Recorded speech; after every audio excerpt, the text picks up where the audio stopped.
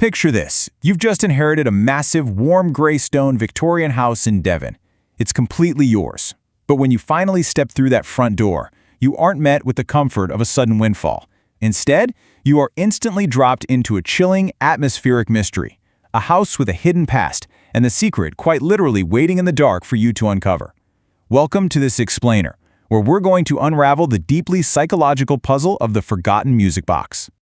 Our story starts with a very specific kind of silence. This isn't the silence of an empty, abandoned building. Not at all. It's a heavy, waiting silence. We follow 35-year-old Clara as she unlocks the front door of this Devon house on a chilly, late October afternoon. Her grandmother passed away in August, and Clara is stepping into this space for the very first time since. The house had been full of life for a very long time, and now, well, it's just waiting. So Clara stands there, entirely alone. Think about this. The house has essentially been untouched for 60 years, lived in by a single person whose entire essence has just seeped right into the walls. Clara is immediately hit by this lingering scent, a mix of old lavender, faint wood smoke, ancient timber, and old plaster. It's this intense sensory overload of memory and deep, deep isolation. Which brings us to Section 1, the House of Silence. Right away, we can see we aren't just looking at a simple legal transfer of property here. Clara is walking right into a mystery. Let's look at the facts. Her arrival from London was delayed. Her grandmother passed away in August, but Clara couldn't bring herself to visit until October. The house and all of its contents were left entirely to her, and as she navigates these rooms, she finds them perfectly, almost unnervingly preserved. There's a half-written letter sitting on a desk, reading glasses resting casually by a round table, the fireplace meticulously laid out. It gives off this incredibly eerie sense of a life that was merely interrupted mid-sentence. Let's move to Section 2, an unlabeled discovery. Clara spends that first night just listening to the old timber settle around her. The following morning, she heads straight for a door at the end of the upstairs corridor. She climbs a steep, narrow staircase and enters a massive, dark attic. But surprisingly, the space is incredibly organized. Her grandmother was meticulous. Clara finds trunks perfectly lined up, each one labeled in careful handwriting. Linens, books, even one marked Clara's Things Childhood. But then, way down at the end of the row, under the south window, sits an anomaly, an unlabeled object. And it's sitting completely alone, deliberately isolated on a small cloth. It hasn't just been stored away, it was intentionally placed there. She crouches down to examine it. It's a dark, carved walnut box. The wood is dense, polished, and clearly of very fine craftsmanship. She wipes away the dust with her sleeve, and that reveals these intricate carvings of vines, flowers, and 3 small birds worked seamlessly right into the design. Right in the center is a simple, green-tinged brass clasp. She presses the clasp, and the lid pops open. Inside, resting against this slightly faded dark green velvet, is a Victorian music box mechanism. It uses a hand-cranked spring, a rotating cylinder dotted with tiny pins, and a metal comb.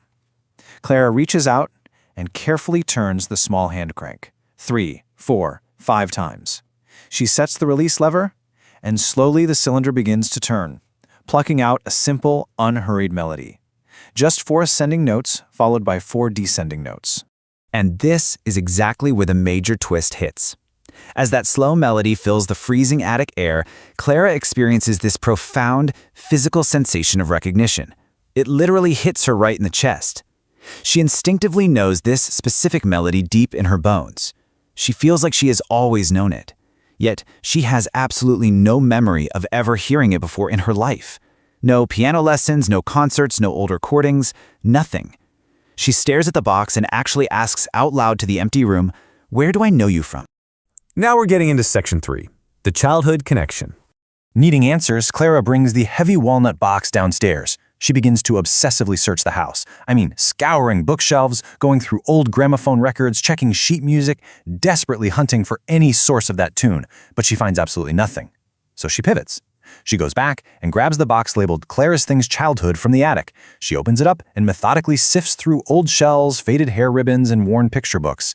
And then, right at the very bottom, she discovers a piece of paper folded up into quarters. She unfolds it and reveals an impossible clue. It's a drawing she did herself as a 5-year-old child. At the top, in those heavy, uncertain pencil strokes kids use, it reads, "My Song."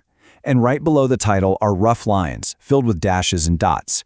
It's a child's crude attempt to map out musical notes. The dashes go up and then they go down. It is the exact melody of the music box. She had this song in her mind, mapped out on paper, decades before she ever discovered that box in the attic. So we really have to ask ourselves this chilling question. How in the world did a child map out a melody that was kept hidden away in a dusty attic? Clara sits by the fire, just holding the paper in one hand while the music box plays on the table. And then it hits her. During all those childhood visits, the long summers, the Christmases, the school holidays, that box was up there. Her grandmother absolutely must have known it was there, yet she kept it a secret. She let Clara carry that melody internally without ever explicitly showing her the source. Let's look for visual proof in Section 4, the photographic evidence. Clara needs concrete proof at this point, so she shifts her investigation to a large box of photographs she had also brought down, which are meticulously organized in chronological order.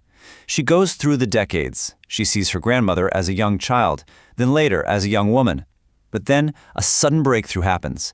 It's in an envelope of midlife photographs. Clara pulls out a picture of her grandmother at maybe 40 years old, standing in a totally unfamiliar, richly furnished Victorian room. Clara squints, looking really closely at the photograph. And right there, partially visible right at the very edge of the frame, sitting on a table next to her young grandmother, is a small, rectangular, carved wooden box. Clara looks from the photo in her hand to the music box sitting on her table. This jaw-dropping realization washes right over her. Her grandmother owned this exact music box long before Clara was even born. It wasn't just some antique she picked up later in life. It was a permanent fixture of her grandmother's past. Which brings us to our final piece of the puzzle, Section 5, the final revelation. The tension really peaks on her second afternoon in the house. Clara goes back up to the attic, but this time she's incredibly methodical, working her way from north to south. She approaches a heavy, brass-clasped leather trunk that she'd completely overlooked the first time. She opens it up, carefully lifting away layers of old tissue paper and a neatly folded dark dress.